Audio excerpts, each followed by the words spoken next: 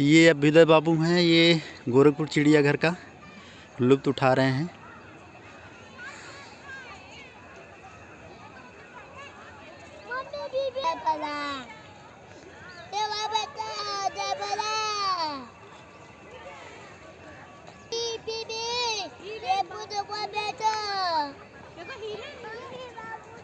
इधर देखो, हाथ ऊपर करके, अरे वाह।